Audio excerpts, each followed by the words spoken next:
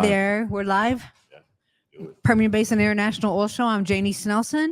This is Andy Espinoza with Hello. ThinkTank PI and Matt Hill with Night Fire Specialties, right? She was trying to remember who you were. Well, no, she is gracious enough to think about the things she says versus me. I just hand off everything to my Whatever guests. comes and to I- your That's mind, my boys. story, and I'm sticking to it. Yeah, make that happen. Yeah. And I'm going to mention real quick, PBIOS Live is sponsored by TD Williamson. Thank you for what you do. We've got Rattler in here. They gave us all this equipment. We've got the second story people that, made sure we look good. And At the podcast studio. yeah, so many people like pitched into this. Mind's Eye, of course, Stacy. It's amazing. This It's a lot. is the It's amount awesome. of people behind you right now. Yep. That are I know. supporting, I've seen them. lifting you up. I feel lifted. Yeah. I am lifted. All right. Besides introducing yourself, tell us, how did you get into this industry? Where have you been? So my dad started a wellhead company in 1977, Corpus Christi, Texas. Well, we're from Houston. Am I moving too much? We stop, boys. I'm going to spin around in a minute. But he started a wellhead company in Corpus Christi, moved back to Houston after about 4 years. And that was 76, 77, moved back to Houston about 80. And I started working for him in the field. Cutting my teeth, running wellhead in South Texas. You were a hand the second you were born. Correct. Yeah, sweeping the shop, running a machine, running a drill press at about 12, 13 years old. So done a little bit of that, and then figured out real fast that clean nails and nice clothes and good dinners were a lot more fun than going out and leaving on a rig and missing birthdays and everything else. So got into sales probably 32 years ago. Corporate sales, mainly Houston, Dallas, San Antonio, Texas, and a little bit of Louisiana. Moved off of wellhead, got into coil tubing, did about a 10-year stint in coil tubing, got into a few other things, and then eventually wound up in where I am now in the world of water. So in 32 years, I think I'm finally where I was meant to be. Well, we all talk about it all the time. Water is really something that we are all thinking about. Regulatory, just human goodwill, from our industry to the, eco people, out there. We are going to tackle the water problems, but it's going to take innovation. Yeah, it's crazy. I started in water transfer year or two ago with a small company here, Intersol, and great company, did well with those guys and learned a whole part of the business I never knew before. I mean, in coil tubing, you deal with fracking, you see frac tanks, you see water, but you don't understand what a big key component it is and how hard it is to find, especially out here. When you get way out west and you get into New Mexico, water is the key. It's the king of everything. And finding new ways to treat, finding new ways to acquire, and finding new ways to store is the big deal. And so where ThinkTank has really come on strong is changing that. It's actually a big paradigm shift of how to store and handle water. We were just doing some correlation, but our industry handles way more water things than we do petroleum products coming out of the ground. 100%. The before need of water and then the after of what do we do with the water. Produced water has become a major deal. So when we start with where the company comes from, you hadn't asked that, but I know you're gonna. So the company started in 2015. Okay. They started in Canada. And the reason was because before what they were using was very small cylindrical storage, which you had to put so many of them on a location that it became space prohibitive for these pads because they don't have the space you guys have out here. You have sections to play with. So 2015, a guy basically sat down almost with a napkin and drew out an idea and said, I know a better way to do this, and started doing it. Went from there just chasing water storage on mainly frac fresh. Well, that's mainly what they do there. Well, you come out here and now you run into produced water, which is a whole different animal on how it has to be taken care of and all. So how it has to be stored. And how it has to be stored, how it has to be handled, how everything. So we started doing a lot of fresh. Now I don't know what the mix is, but it's probably better than 50% of we're doing produced water because trying to maximize the resource and not waste it because water is critical to everything, to drinking, I heard Corpus Christi is almost out of water. So, it's an issue. Well, now what I'm finding, especially here at this show, which thank you for helping me get involved, but here at this show, I'm finding a lot of people coming up asking me, how can we store produced water in your tanks and then move it to another tank where after we treat? Ran into one company yesterday, and they really want to talk about this in Colorado and North Dakota and all over, because that has become a key component, is how to take that dirty brown water and turn it into not drinkable, but usable to put back into lakes, usable to put into areas, and they're getting there fast. Well, I know a lot of talk is happening about watering crops, Yep. you know, and so it has to be to a certain level of cleanness. So, you know, crops aren't damaged, or you're not transmitting chemicals across or whatever. And fish and everything else. I For mean, sure. it's critical. You really got to be careful with what you're doing with the water. And monitoring's become a big deal. But again, there's so many applications once you get that water clean that they can use it for other stuff. I mean, we actually just put a tank in California the other day, and it's a potable, I say it wrong, water, and it was for a casino that did not get their water permits in time, had to open. Wow. Oh yeah. So we came up with a quick solution with some HEPA filters and some filtration in, filtration out. And so there's a lot of applications, but water is, I mean, I'm learning real fast how many different applications there are when you have some way to deal with fluids. So yeah. So talk about the Minion tank. So the Minion tank, Everybody loves the Minion everybody tank. loves the Minion tank. Well, They're it's really so neat. It's and so recognizable now. everybody sees it. And So tell I them mean, what it looks like. So basically what it is it's anywhere from a 40-foot footprint all the way up to about a 70 to 80-foot footprint. Diameter. 40 diameter, correct. And it's 45 feet high. It's a metal exoskeleton that we build around with panels, and it's an internal bladder. Oh, and wow. so the reason it's Minion is because it's dome shaped. It looks like a Minion. We're not going after that. Please don't write letters. We don't want that. We're not playing that game, but it's recognizable from a distance.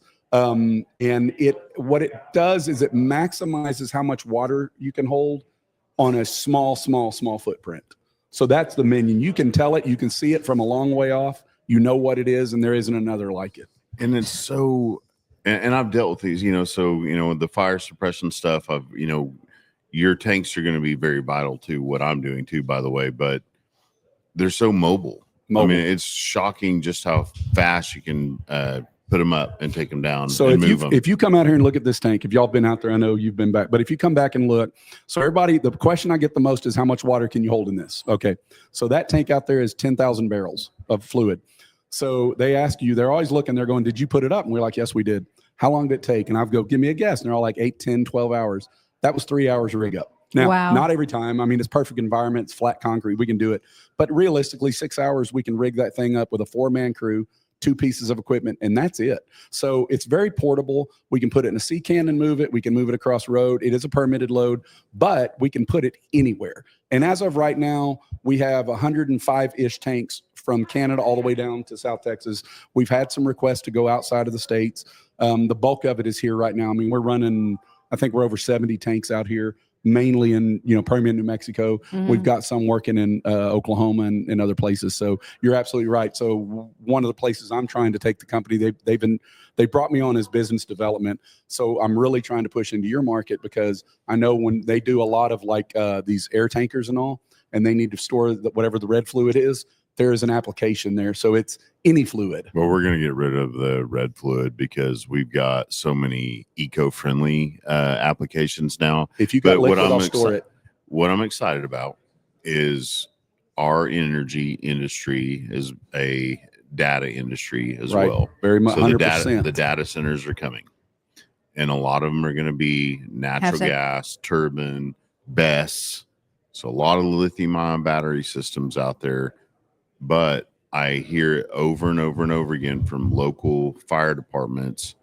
If one thing we could do as an industry, we could do better for them. Something like the Minion out there on every single pad with a whole lot of water ready to go. So here's the deal.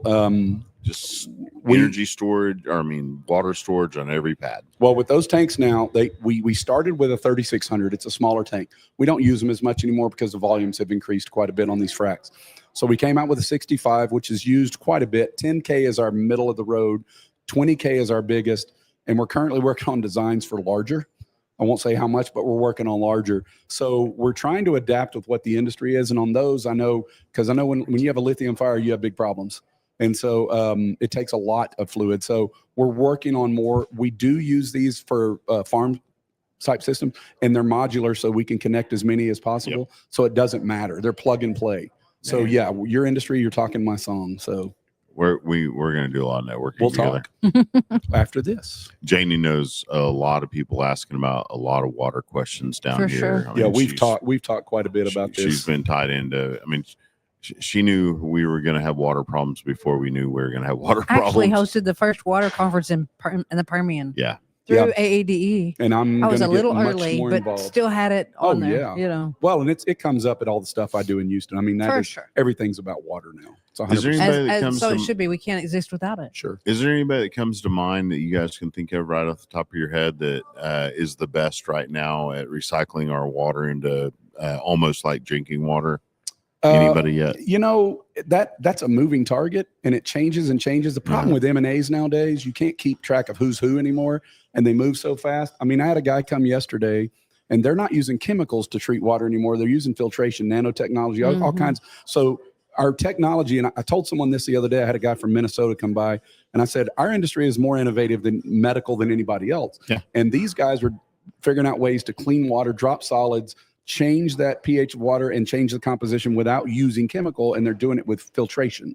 And the really cool thing is in that filtration, they're able to recover a lot of the things out of the water and then utilize them down on the a line. secondary market. The Correct. lithium out of the brines. And I have a guy in Houston, a little company, if you don't mind, but it's Razorback Direct, and they're working on nanotechnology filtration to do that exact thing. Lithium, and there's a whole host of other chemicals in there that are marketable to recoup that cost, and that can go back to the end and user. precious metals. And it helps the operators. So it's going to become real big. I mean, it used to be drilling and completions and all that. It's starting to become water and data. It is all data.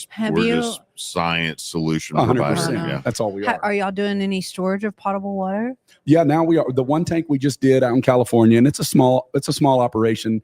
There's still a lot more to learn, and it's real critical. You got to be careful what you're doing. So we're trying to learn those things and work within and learn as much as possible. So that's something we're focusing on pretty high right now. Yeah, there's not many solutions out there, so it creates a whole new market for us. Good deal. So yeah, we're getting a lot of feedback. The show is really great. I mean, I'm very thankful to be here. We've seen a lot of people come by, a lot of true clients, and people asking that really want to know. So I wasn't here yesterday. I was in Lubbock, but everybody's told me it was operator centric. Yesterday was heavy. That's awesome. Today I've been kind of running around trying to see other people and meet some folks and get around. Permian Basin International Show is the place to be. Oh no, I love it. It's fun out here. I was surprised this year came. the parking wasn't near as bad as it was in the past. Today was easy to get in and out of. And I have seen a lot of people and a lot of vendors coming by, and there's a lot of synergies out there. You can Just so y'all having know, a big there are swimming two pool offsite. for us is really nice. Yeah, I mean, I'm so excited that the diving competition later this afternoon. Amazing. There's so many things about this we don't need to get into. Matt. My thought, never mind. But while we're on parking, there are two offsite parking lots that they will shuttle you in. You can go past the Coliseum to Golder, go north, and there's a parking right there, and they'll shuttle you right in, or Ratliff Stadium, right? Yeah. So you don't Janie, have to I'm drive getting- all the way to the I'm show. getting the hook look from the back. Yeah, we got to close up. But thank you so much, Andy, for Thank y'all coming for and having me. joining us. I'm We're enjoying glad it. you're Thank you here. for We're glad you're thinking exhibiting. tank. Oh, you hear this? No, what do you He say? said, thank you for thanking Tank. ThinkTank. My new PBIOS. marketing guy. All right. I'm just here to help. Thank y'all. Thank y'all. We've enjoyed God it. bless. Thanks, What's guys. the way? Did we get the website? It is www.thinktank, P as in Paul, I as in Ida.com. There you go. Thank y'all. Follow my Thanks, guy. Andy. Appreciate it. you. Bye. Yes, ma'am.